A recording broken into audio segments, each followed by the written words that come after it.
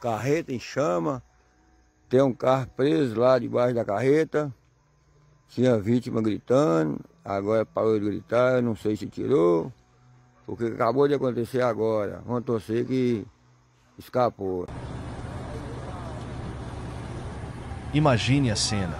Uma madrugada tranquila na estrada se transforma em um verdadeiro pesadelo. Um ônibus lotado, uma carreta carregada de pedras e um carro de passeio colidem brutalmente em uma das rodovias mais fatais do Brasil. O resultado? Uma tragédia de proporções inimagináveis que tirou a vida de 22 pessoas em questão de segundos. A BR-116, conhecida como a Estrada da Morte, faz mais uma vítima coletiva em seu histórico sombrio. O relógio marcava 3h30 quando o inesperado aconteceu. Um pneu estourado, o controle perdido, em um piscar de olhos, o ônibus invade a pista contrária, colidindo frontalmente com uma carreta. O impacto foi tão devastador que o veículo, cheio de passageiros, foi consumido por chamas, transformando o local em um inferno na terra.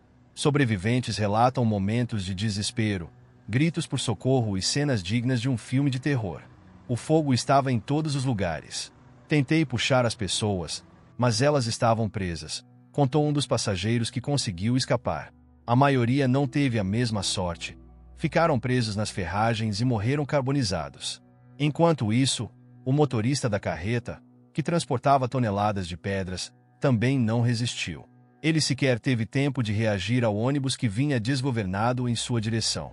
Apesar da força do impacto, um carro de passeio que estava próximo ao acidente conseguiu escapar de forma milagrosa, salvando seus 3 ocupantes. Os números por si só já são assustadores. 22 mortos, 13 feridos, dezenas de famílias devastadas e uma rodovia interditada sem previsão de liberação. Mas os números não contam toda a história. Eles não explicam o sofrimento de quem perdeu tudo em uma fração de segundo. Não traduzem o trauma de quem viu amigos e familiares sendo consumidos pelo fogo. E como chegamos a esse ponto?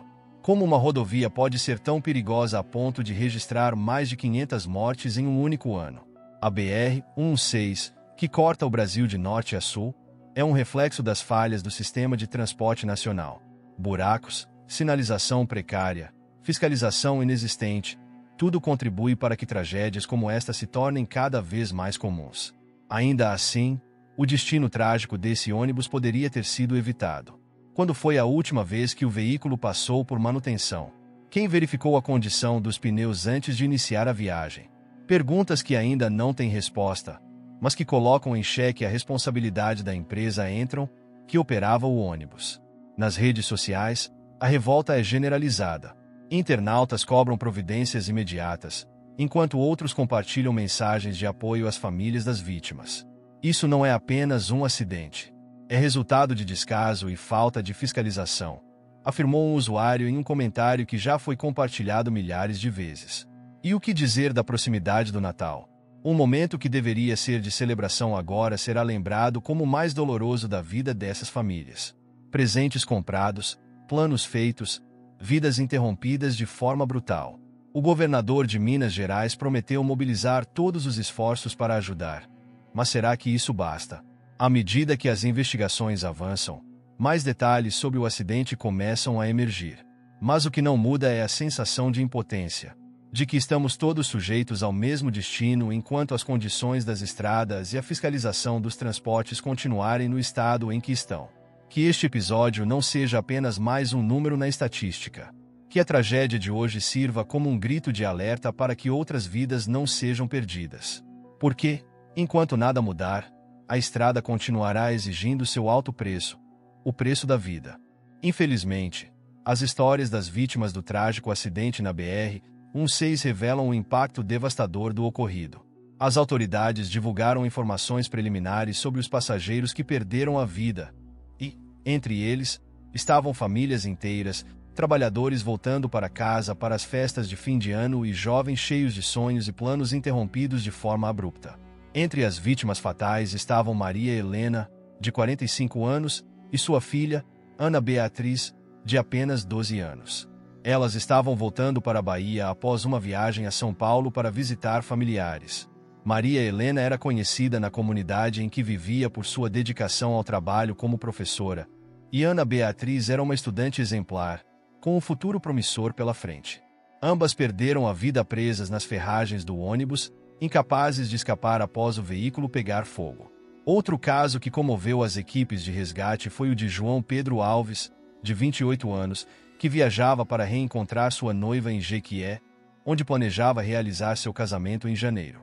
João Pedro era técnico em informática e muito querido entre amigos e familiares.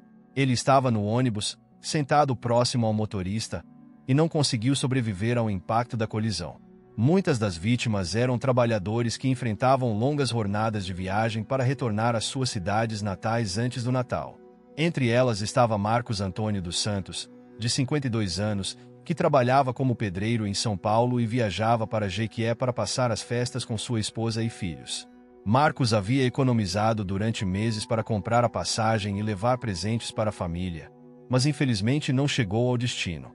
Também estavam no ônibus duas irmãs, Luísa e Carla Figueiredo, de 32 e 35 anos, que seguiam juntas para a Bahia para visitar os pais idosos.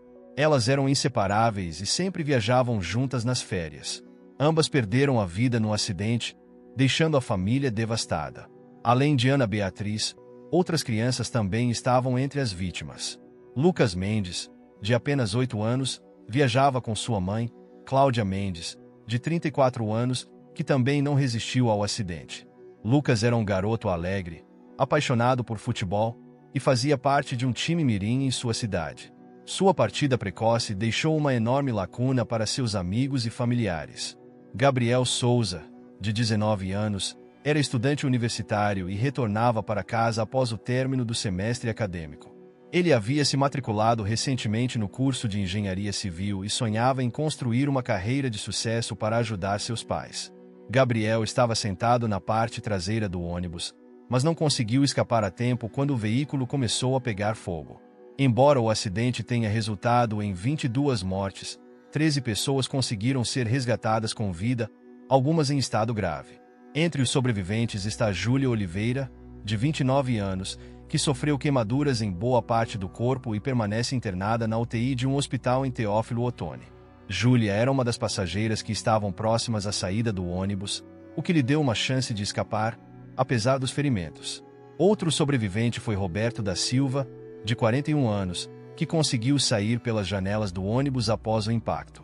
Ele está internado com fraturas múltiplas, mas, segundo os médicos, seu estado é estável.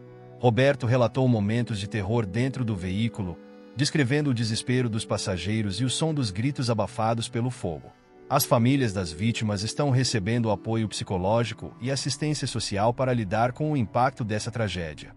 Em um ginásio improvisado, próximo ao local do acidente, foi montado um centro de acolhimento para os familiares que chegaram ao local em busca de informações sobre seus entes queridos. A equipe da empresa Entron, responsável pelo ônibus, também está prestando suporte às famílias e fornecendo transporte para os parentes que precisam reconhecer os corpos ou acompanhar os sobreviventes nos hospitais. Apesar disso, muitas famílias expressaram revolta pela falta de manutenção nos ônibus e pela negligência de segurança. O acidente trouxe à tona o debate sobre a segurança nas rodovias brasileiras e a manutenção dos veículos de transporte coletivo. Para os familiares das vítimas, resta a dor de perder pessoas amadas e a luta por justiça, para que tragédias como essa não voltem a acontecer. Essa tragédia é um lembrete cruel das fragilidades da vida e da importância de medidas mais rigorosas de segurança para proteger os milhares de passageiros que dependem do transporte rodoviário no Brasil diariamente.